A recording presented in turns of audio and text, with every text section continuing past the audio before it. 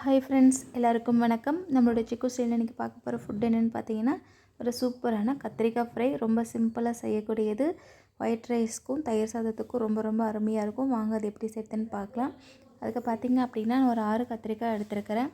அது பார்த்திங்க அப்படின்னா நம்ம எண்ணெய் கத்திரிக்காய் குழம்பு கட் பண்ணுற மாதிரி 4 பக்கமும் கட் பண்ணிவிட்டு நம்ம அதை வந்து வாஷ் பண்ணி எடுத்துக்கலாம் தனியாக.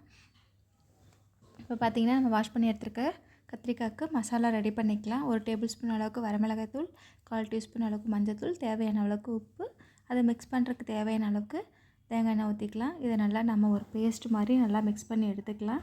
இது ரொம்ப ரொம்ப சிம்பிளாக செஞ்சு முடிச்சிடலாம்.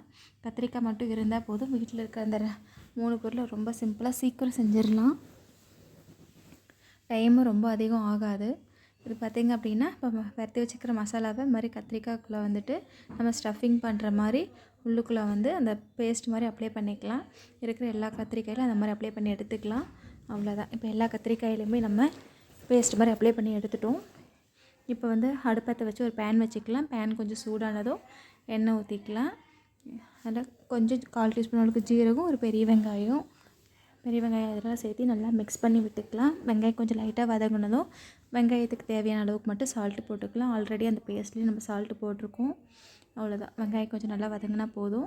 அதில் வந்து நம்ம அப்ளை பண்ணி வச்சுருக்க கத்திரிக்காவை மிக்ஸ் பண்ணிக்கலாம். சும்மா லைட்டாக மிக்ஸ் பண்ணி விட்டுட்டு ஒரு மூடி போட்டு நம்ம இதை இப்போ க்ளோஸ் பண்ணி வச்சுக்கலாம்.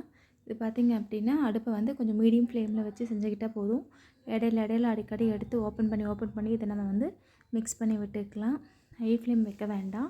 மீடியம் ஃப்ளேமில் இருந்தாலே போதுமானது. தண்ணி எதுவும் ஊற்ற வேண்டாம். அவ்வளோதான். இப்போ பார்த்திங்க அப்படின்னா மசாலாலாம் நல்லா அதுக்குள்ளே பிடிச்சி சூப்பராக நம்மளுடைய கத்திரிக்காய் ஃப்ரை ரெடி ஆகிருச்சு.